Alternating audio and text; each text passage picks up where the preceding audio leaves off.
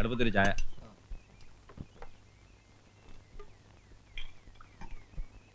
മനുഷ്യരുടെ കാര്യം എന്നൊക്കെ പറഞ്ഞ് ഇത്രയ്ക്കൊക്കെ ഉള്ളൂ. ഒരാഴ്ച മുമ്പ് എന്റെ കടയിൽ വന്ന് ചിരിച്ചു കളിച്ച് തമാശ പറഞ്ഞിട്ട് പോയ ആളാ.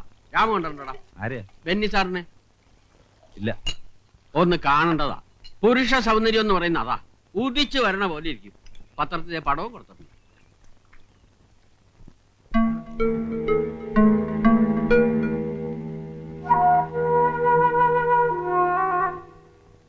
പാലത്തിൽ ഇടിച്ച് തെറിച്ചു വീണെന്നൊക്കെയാ പത്രക്കാരെഴുതിയിരിക്കുന്നു. സത്യം ആര് കണ്ടു? ഇനി സുഖമായിട്ട് കിടന്നൊന്ന് ഉറങ്ങണം. എന്റെ ജോൺ സാറേ, ഇത് കറങ്ങി തിരിഞ്ഞ് നമ്മുടെ തലയ്ക്ക് വരുന്ന വിചാരിച്ചു. നമ്മുടെ ഇടയ്ക്കിടയ്ക്ക് പറയണ്ടല്ലോ. നമ്മുടെ അല്ല, തന്റെ. പക്ഷെ ഇതെല്ലാം കണ്ടുകൊണ്ട് മുകളിലൊരാൾ ഇരിപ്പുണ്ട് ടൈപ്പ് നായരെ. അല്ല, ഒക്കെ മൂപ്പരെന്നല്ലേ ചെയ്യണേ. നമ്മൾ വിചാരിച്ച എന്താ നടക്കുക? ഒക്കെ അവിടുന്ന് നിശ്ചയിക്കണോ? അല്ലെങ്കിൽ കയ്യോ കാലോ ഒടിഞ്ഞ് സുഖമായിട്ട് ആസ്പത്രി കിടക്കണ്ടോനാ. അതാ പറഞ്ഞത്, കണ്ടു കണ്ടങ്ങിരിക്കും ജനങ്ങളെ കണ്ടില്ലെന്നൂ നടിക്കുന്നതും ഭവാൻ ഭഗവാനെ. അയ്യോ, ചതിച്ചു കരീംബായി. ഇയാളെന്തിനാ ഇവിടേക്ക് വരണേ? അത് അയാളോട് ചോദിക്കേ. ബായി എന്തിനാ ഇങ്ങോട്ട് വന്നത്? നമുക്ക് പുറത്തെവിടെങ്കിലും വെച്ച് കാണാമായിരുന്നല്ലോ. പുറത്തു വന്ന് കാണാത്തോണ്ടല്ലേ അകത്തേക്ക് വന്നത്. എല്ലാം ക്ലീൻ അല്ലേ? അതെ. സന്തോഷമായില്ലേ? സന്തോഷായി. എനിക്ക് കുറച്ച് കാശൂടെ വേണം. 5000 ഞാൻ തന്നൂലോ. അത് പോരല്ലോ. കാശിന് സ്വല്പം ടൈറ്റാ. ബില്ല് പാസ്സായിക്കോട്ടെ. വല്ല 10-2000 കൂടി ഞാൻ തരാം. 2000? ഒരാളെ തട്ടിയിട്ട് 2000? ഞാൻ തരും. ഇപ്പൊ ഇല്ലാഞ്ഞിട്ടാ. ബായിക്ക് വിഷമം തോന്നരുത്. ഉണ്ടായിരുന്നെല്ലാം തപ്പി പറക്കി രാവിലെ നത്തിന് കൊടുത്തു. പറഞ്ഞതിന്റെ ഇരട്ടി കൊടുത്തിട്ടുണ്ട്. പോരെ?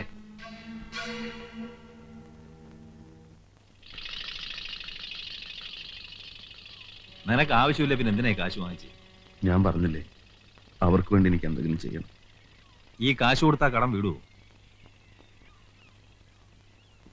സതിയെ കല്യാണം കഴിച്ചതി പിന്നെ ഞാൻ പുണ്യവാളനായി എന്ന് പറഞ്ഞ് നീ കളിയാക്കാറില്ലേ? നമ്മൾ പണ്ട് പല തെണ്ടിത്തരവും ചെയ്തിട്ടുണ്ട്.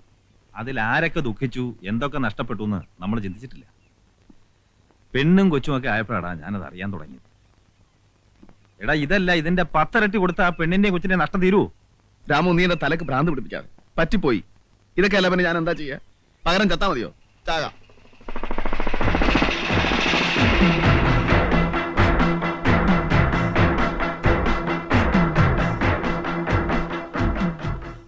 കാശൊക്കെ കണക്ക് പറഞ്ഞ് മേടിച്ചിട്ട് ഒന്ന് വിളിച്ചിരിക്കുക.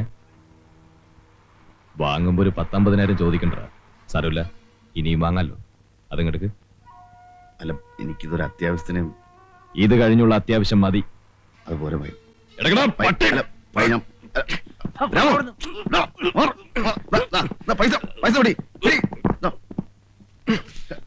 സാലക്കൂട്ടെ.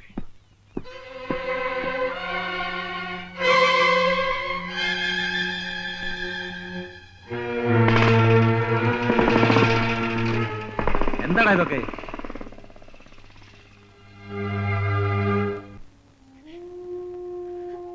മോളെ, ഒരു തുള്ളി വെള്ളം പോലും കുടിക്കാതിരുന്നാൽ എങ്ങനെയാ? പോയത് പോയി, കൂടെ പോകാൻ പറ്റുമോ? കരയല്ലേ മോളെ. ഇത്രേ നിനക്ക് വിധിച്ചിട്ടുള്ളൂ എന്ന് സമാധാനിക്കും. എല്ലാം സഹിക്കുകയും മറക്കുകയും ചെയ്യണം. അതിനുള്ള ശക്തി നിനക്കുണ്ടാവണം. അവരമ്മയും മകനും വെളുപ്പിനെ പോയി. സാരമില്ല, ഈശ്വരൻ ഒരു ആൺകുഞ്ഞിനെയാണല്ലോ തന്നത്. അവനെ പൊന്നുപോലെ നോക്കി വളർത്തണം. എവിടെ എന്റെ മോൻ? രമ താഴത്ത് വെച്ചിട്ടില്ല. രമേ, ഇന്നലെ രാത്രി ഒരു പോള കണ്ണടയ്ക്കാൻ പറ്റിയിട്ടില്ല. ആ പെണ്ണ് കരച്ചില്. കുഞ്ഞെവിടെ മോളെ? ഇന്നലെ വന്ന ആ ആള് വന്നിട്ടുണ്ട്. അയാളുടെ കയ്യിലാ. ആരാ അച്ഛാ? നാരായണനായിരിക്കും. ഇന്നലെ മുതൽ അങ്ങോട്ടോടാനും ഇങ്ങോട്ടോടാനും അയാള് മാത്രമേ ഉണ്ടായിരുന്നുള്ളൂ. പാവം.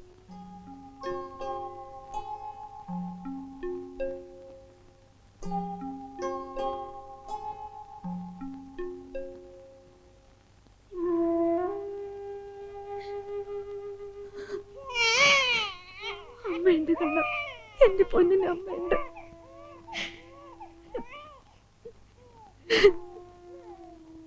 എന്താ ആശ ഇത്? മോൻ കരയണ കണ്ടില്ലേ?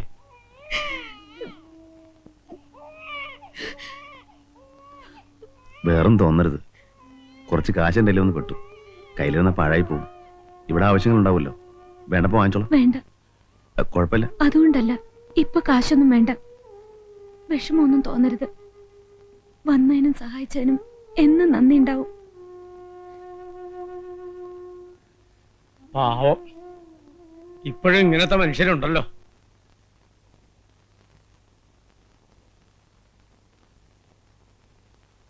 ആ നാരായണ, ഞാൻ വീട്ടിലേക്കൊന്ന് പോവാന്ന് വിചാരിക്കാം. ആ തള്ളയുണ്ടാവില്ല ഇവിടെ?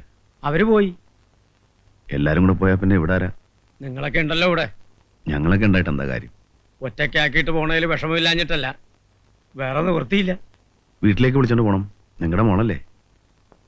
തൽക്കാലം അത് പറ്റില്ല. മതം മാറി ക്രിസ്ത്യാനിയായ ഇവളെ വീട്ടിലേക്ക് കൊണ്ടുപോയാൽ ഇവളുടെ താഴെ 2 പെൺകുട്ടികളാണ് എനിക്ക്. അവരുടെ കാര്യം കൂടി ആലോചിക്കണ്ടേ?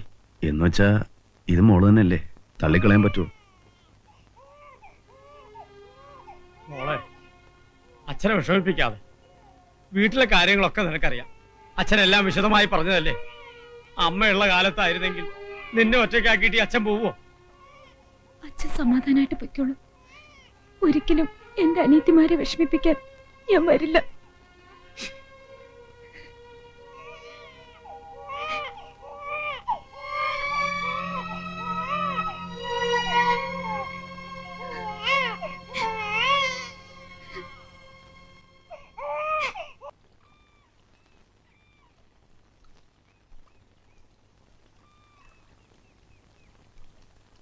ആ അവിടെ ഉണ്ടല്ലേ? ഞാൻ വിചാരിച്ചു സർക്കിട്ടിലായിരിക്കും. വരേന്ന് മൂപ്പർ റെസ്റ്റ് എടുക്കുക.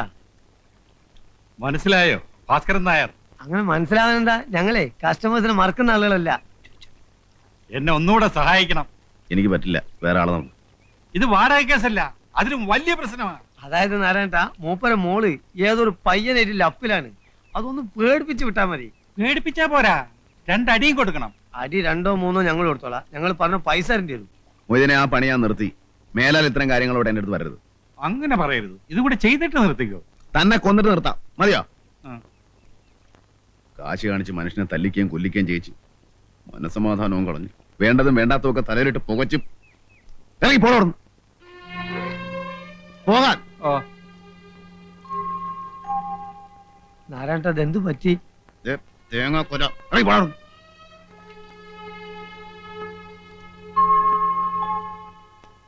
വേണ്ട.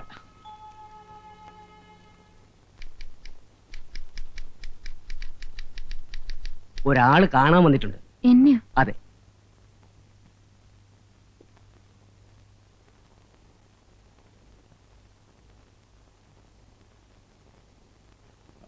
ഞാനാ നത്ത്. ഞാനാണെന്ന് വിചാരിച്ചില്ലല്ലേ? തോന്നി. അല്ലാതെ എന്നെ അന്വേഷിച്ച് വരാൻ അധികം പേരില്ലല്ലോ. പക്ഷെ വരവ് ഇതുപോലെ ആയിരിക്കും വിചാരിച്ചില്ല. ക്ഷമിക്കണം, ഒരിച്ചിരി കഴിച്ചിട്ടുണ്ട്. മറക്കാൻ ഒരുപാടുണ്ട് പെങ്ങളെ, ഒരുപാടുണ്ട്. പക്ഷെ നിങ്ങളെ മോനെ മറക്കല കേട്ടോ. ജീവനുള്ളപ്പോ മറക്കല. ആ മോൻ ആരാന്നറിയോ? ഞാനാ, ഞാൻ തന്നെ. അവനെ നോക്കണം, പൊന്നുപോലെ നോക്കണം. 10-25 കൊല്ലം മുമ്പ് എന്റെ അച്ഛനെ ഇതുപോലെ ആരാണ്ട് കൊന്നതാ. പക്ഷെ എന്റെ അമ്മ എന്നെ നോക്കിയില്ല. അതുകൊണ്ട് ഞാൻ നത്തുനാരാന്നായി. പക്ഷെ അതുപോലെ ഇവനെ നടക്കരുത്. അച്ഛനെ പോലെ വലിയ ആളാക്കണം. എന്ത് സഹായം വേണമെങ്കിലും ചോദിച്ചോ, നാരായണുണ്ട്. പറഞ്ഞു മനസ്സിലായോ? മനസ്സിലായി. ഒരു സഹായം വേണം. മേലാൽ എന്നെ കാണാൻ ഇതുപോലെ വരരുത്. ഞാനും എന്റെ മോനും എങ്ങനെയെങ്കിലും കഴിഞ്ഞോളാം. അല്ല പെങ്ങളെ, അത് ഞാൻ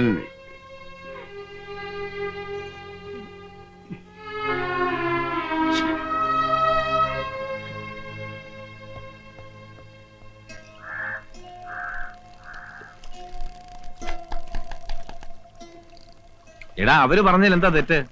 ഭർത്താവ് മരിച്ച ഒരു പെണ്ണ് ജോലി ചെയ്യുന്ന ആഫീസ്. നീ 4 കാലം കയറി ചെന്നപ്പോ അവര് ചെരുപ്പൂരി അടിക്കായിരുന്നു ഭാഗ്യം. അതിനവരെ ഉപദ്രവിക്കാനാണോ ഞാൻ ചെന്നത്? എന്തെങ്കിലും സഹായം വേണേ ചെയ്യാന്നല്ലേ പറഞ്ഞുള്ളൂ. പിന്നെ ഞാനിതിൽ കുടിച്ചിട്ടുണ്ടായിരുന്നു. അതുപോലെ തെറ്റാ? എനിക്കും വേണ്ടേ മനസ്സമാധാനം? എടാ, നീ ഈ കൊച്ചു പിള്ളാരുടെ സ്വഭാവം കളയണം.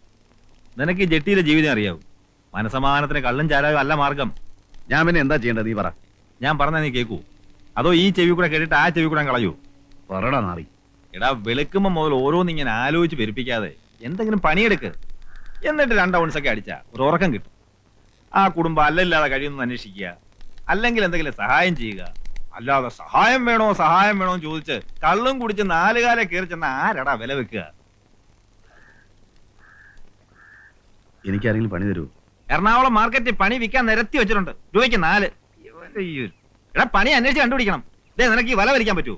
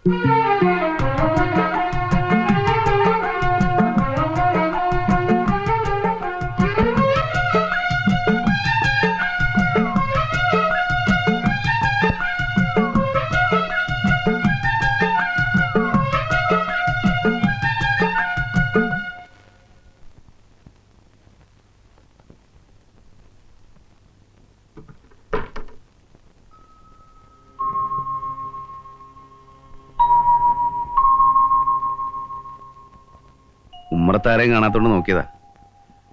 കഴിഞ്ഞ ദിവസം ഓഫീസ് വന്നപ്പോ ഇത്തിരി വീലായിരുന്നു. സാരമില്ല, മോനോ? ഉറക്കാം. അച്ഛൻ പിന്നെ വന്നോ? ഇല്ല, കത്തുണ്ടായിരുന്നു. സാറിന്റെ വീട്ടിൽ നിന്ന് ആരെങ്കിലും? ഇല്ല.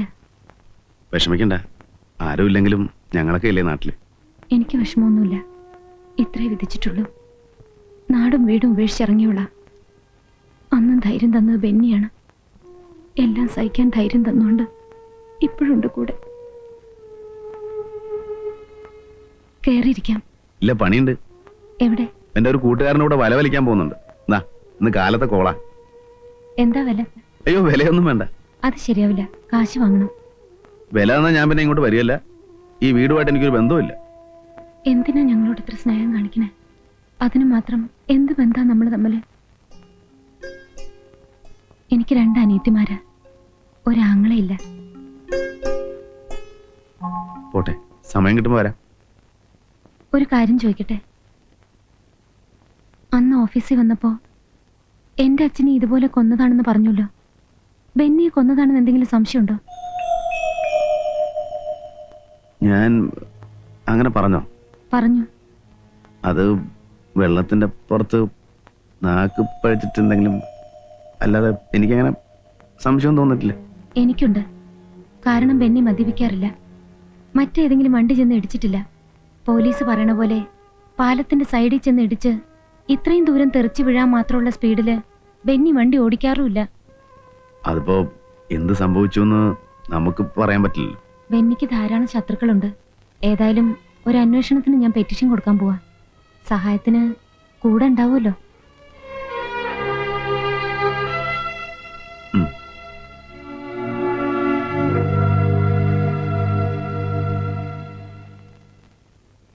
അവരന്വേഷിച്ചോട്ടെ, എന്ത് തെളിവുണ്ടായിട്ടാ? നീ ഇങ്ങനെ പേടിക്കേണ്ട ഒരു കാര്യമില്ല. പേടിയല്ലടാ, പോലീസ് പിടിക്കുകയോ കൊല്ലുകയോ എന്ത് വേണം ചെയ്തോട്ടെ. ഇത്ര നാളും കള്ളക്കളി കളിക്കായിരുന്നു എന്ന് ആ പെൺകുട്ടി അറിഞ്ഞ ഒരു മണ്ണാങ്കട്ടെ അറിയില്ല. നീ ഈ വെപ്രാളം കാണിച്ച് അറിയിക്കായിരുന്നാ മതി. എന്തറിയിക്കണ കാര്യം പറയണേ? അല്ല, ഈ ബോട്ടിലും ജെട്ടിയിലും കടത്തിണ്ടയിലും ഒക്കെ കിടന്ന് ഉറങ്ങിയിട്ട് ഇപ്പം വീട്ടിന്റെ തിന്നെ കിടന്നപ്പോ ഉറക്കം വരുന്നില്ലാന്ന്. ഈ പറയുന്ന ആൾ അത്ര കളിയൊക്കൊന്നും വേണ്ട കേട്ടോ. കല്യാണം കഴിഞ്ഞ ഇടയ്ക്ക് ഹോട്ടൽ മുറി കിടന്നിട്ട് ശ്വാസം മുട്ടുന്നെന്നും പറഞ്ഞ് എന്നെ അകത്തിട്ട് പൂട്ടിയിട്ട് പീഡിയത്തിനെ പോയി കിടന്ന ആളാ. അതിന്റെ സുഖം നിനക്കറിയില്ല അല്ലടാ. എടുത്ത് ഉറങ്ങിക്കോ, നാളെ പണിയുള്ളതാ.